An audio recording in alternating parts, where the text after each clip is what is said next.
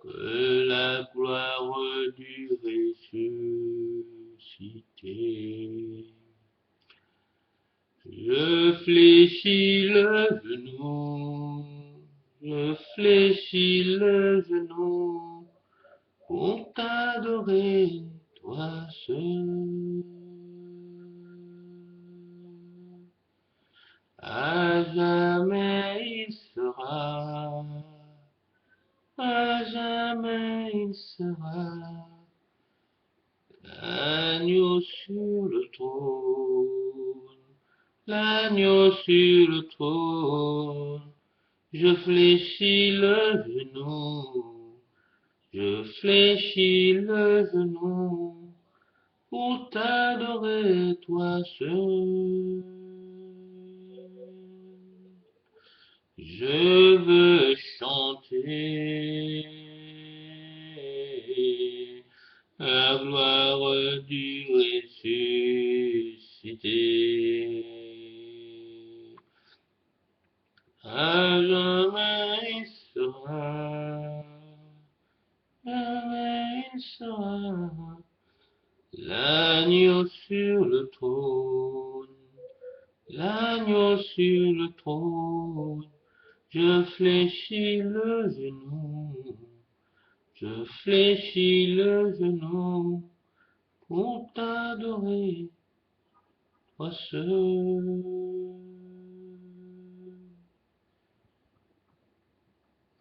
Gloire à Dieu, gloire à Dieu, gloire à Dieu, frères et sœurs appelés au Christ, gloire à Dieu.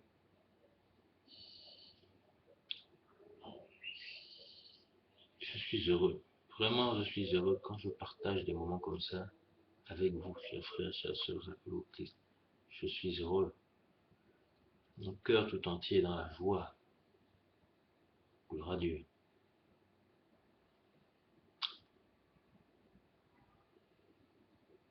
Comprenez, n'est-ce pas, l'émotion qui est la mienne et qui m'anime en ce moment. Mes frères, mes sœurs, c'est toujours merveilleux quand on adore, quand on loue notre Seigneur en vérité, en esprit. Il n'y a rien de plus beau, il n'y a rien de plus grand que ça. Il n'y a rien de plus fort que ça. Il n'y a rien de plus puissant. C'est le chemin, la vérité et la vie. Seigneur Jésus-Christ. Alors, bien-aimés, frères et sœurs, appelés au Christ, passons ensemble un moment dans la parole de Dieu, de notre Dieu vivant, du Dieu d'Abraham, du Dieu d'Isaac, du Dieu de Jacob, du Dieu de mes pères.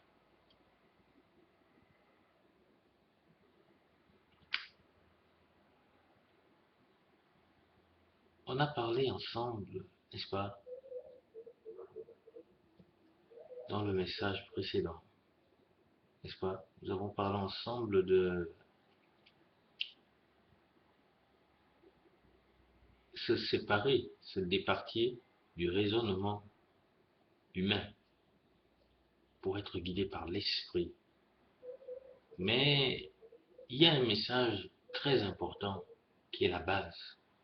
Et ce message-là, malheureusement, mes frères et sœurs, j'ai tout fait pour que nous le partagions ensemble.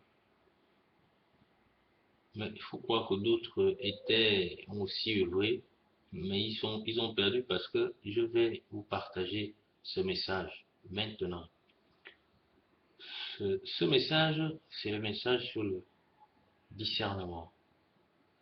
Un message très important. Le discernement de la parole de Dieu vivant. Comme moi, frères et sœurs appelés au Christ, vous baignez dans la parole en permanence, dans la parole de Dieu, dans la parole des hommes et des femmes de Dieu, dans la parole des frères et des sœurs qui nous parlent de Dieu, dans les songes, dans les voix que nous entendons. Lorsque le Seigneur s'adresse à nous, n'est-ce pas, profondément, lorsque nous sommes en prière, nous entendons les voix, nous parlons. Bien-aimés, nous baignons dans la parole. Il est donc important, primordial et capital pour nous peuple de Dieu, de discerner la bonne de la mauvaise. Tout simplement de discerner lorsque c'est notre Dieu qui nous parle et lorsque c'est le malin qui s'est fait porteur de la parole de Dieu et là évidemment perverti à ses fins. Il est très important de discerner cela. C'est l'objet de l'échange que j'ai envie d'avoir avec vous maintenant.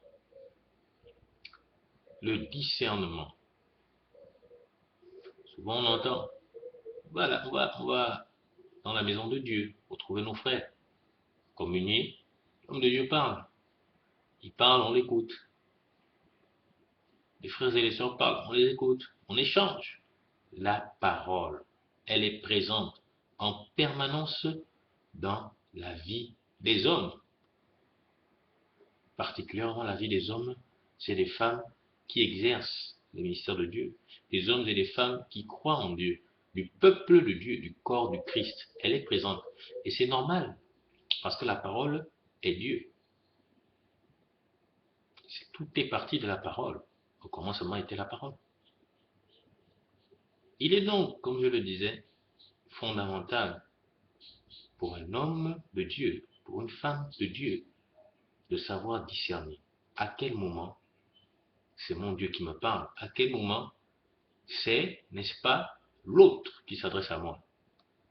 Celui qui a la langue comme ça, le malin, le tentateur, le séducteur, le rusé, tout ce qu'on peut dire, les noms qu'on peut lui donner, Satan et ses différences billes. Alors, pourquoi je vous dis ça? Parce que bien aimé, parfois nous agissons, pensant, n'est-ce pas, que nous avons reçu la parole de notre Dieu, la parole de notre Seigneur, mais en réalité, ce n'est pas le cas. Ce n'est pas le cas. Elle a été pervertie, elle a été corrompue, elle a été utilisée à mauvais escient. Pour déceler tout ça, pour comprendre tout ça, il faut demander à ton Dieu, en vérité, en esprit, de te donner le discernement. Encore une fois, le discernement divin dans l'esprit. Pas le raisonnement dont nous avons parlé précédemment, mais le discernement dans l'esprit. Et ce discernement dans l'esprit, il ne s'obtient qu'à travers, évidemment, la présence du Saint-Esprit dans nos vies et la communion de vie avec lui, la connaissance de la parole du Dieu vivant, la connaissance de la parole, la connaissance en vérité en esprit de la parole de Dieu. Il faut la connaître. Bien sûr, certains frères et sœurs me diraient, mais frère, la parole de Dieu, elle est énorme, hein? L'Ancien, le Nouveau Testament, peut-on connaître ça par cœur? Je dis non, mais ne vous inquiétez pas. La parole de Dieu se répète dans l'Ancien comme dans le Nouveau Testament, elle se répète. Les messages changent. Vous lisez aujourd'hui, c'est un message du même texte. Vous lisez le même texte, demain vous avez un autre message, etc., etc. Mais le Seigneur ne vous laisse pas sans arme. Chaque jour, quand vous la lirez, vous découvrirez toujours de nouveaux enseignements. Et vous aurez les arguments. Vous grandirez. Mangeant évidemment la nourriture spirituelle. Vous grandirez dans l'esprit. La parole de Dieu, c'est la nourriture de l'esprit. Et il est écrit dans la parole du Seigneur que tu ne vivras pas seulement de pain, mais de toute parole qui sort de la bouche du Seigneur. Il faut en vivre. Il faut la manger. Donc, faisons-en discernement divin, pas au raisonnement logique du fonctionnement humain, de la déduction humaine. Non, je parle du divin. Et je dis gloire à Dieu. Nous allons rapidement comprendre, tout à l'heure avec l'analyse de quelques textes bibliques, notamment d'un texte sur lequel on va s'appuyer, nous allons très rapidement comprendre, j'ose espérer qu'ensemble nous le comprendrons, qu'effectivement, si nous n'avons pas le discernement, nous sommes perdus. Nous allons comprendre ça très rapidement, que sans ce discernement-là, nous sommes perdus, bien-aimés, frères et sœurs. Perdus totalement. Parce que nous serons portés, nous serons livrés, n'est-ce pas, à la merci de n'importe quelle parole, de n'importe quel homme, de n'importe quelle femme, parlons au nom du Seigneur, pervertissant sa parole, de n'importe quel esprit malin, pervertissant sa parole. Elle me dit, mais oui, mais comment faire alors? Comment faire? Nous, pauvres chrétiens que nous sommes, je vais vous dire non. La parole de Dieu déclare que je connais mes brebis et mes brebis me connaissent. Croyez-moi, vous saurez, une fois que vous aurez prié votre Seigneur lui en esprit de vous donner le discernement, vous saurez filtrer, vous saurez faire le filtre entre ce qui vient de notre Seigneur Dieu Tout-Puissant et le filtre de ce qui vient de l'autre. Vous le saurez facilement. À partir du moment où son esprit va habiter en vous, à partir du moment où vous laisserez guider par l'esprit, à partir du moment où vous grandirez dans la foi, en vérité et en esprit, le discernement viendra dans la parole de Dieu. Évidemment, chacun selon sa grâce. D'autres auront certainement un discernement beaucoup plus fort, mais c'est leur grâce. Ce n'est pas grave. Ne jalouse pas et n'envie pas ton frère ou ta soeur. Dieu te réserve ton don à toi, ta grâce. Il te donnera le discernement. Et d'autres choses encore aussi plus grandes. Mais il va te le donner. Parce que sans ça, sans ce discernement, évidemment, tu seras un peu perdu. On va dire un peu livré en pâture aux multiples paroles des usurpateurs, comme on dit, des charlatans, des marabouts, parlant au nom du Seigneur, pervertissant sa parole dans leur fin. Mais gloire à Dieu, parce que le Seigneur n'abandonne pas ses brebis, parce que tout ce qu'on lui demande en vérité, en esprit, il le donne. Le discernement, il va te le donner. Je n'en ai aucun doute. On prie souvent pour du bien matériel, bon, ou, je ne sais pas, des plaisirs personnels. Seigneur, je veux une voiture. Seigneur, je veux une maison. Seigneur, je veux un enfant. Seigneur, je veux un billet d'avion, je veux aller dans tel pays. Seigneur, je veux ceci, je veux cela, et encore ceci, et encore cela.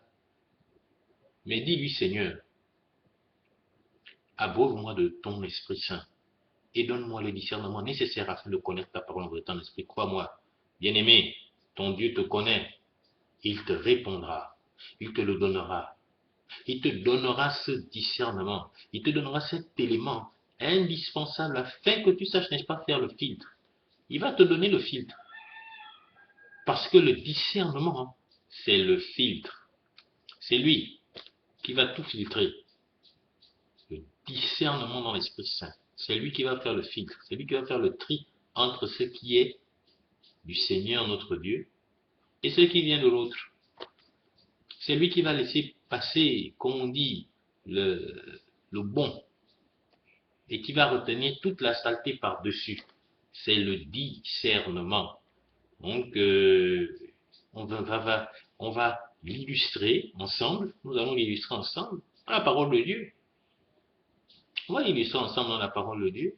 Nous allons ensemble essayer de voir comment cela se fait. Cet enseignement, encore une fois, c'est un enseignement que le Seigneur lui-même m'a fait. Je dis gloire à Dieu, parce que moi aussi je prie pour le discernement tous les jours.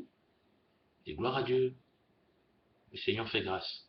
S'il me fait grâce pour le discernement, ce que j'ai retenu, n'est-ce pas? Il fait grâce du discernement à tout un chacun pour qu'on puisse discerner la parole du Dieu vivant. Donc, on va, sans perdre de temps, aller dans sa parole. On va la lire ensemble et on va en exfiltrer, n'est-ce pas, le message profond. On va essayer ensemble de casser la parabole, de lire au-delà de prime abord. À tout de suite dans la suite.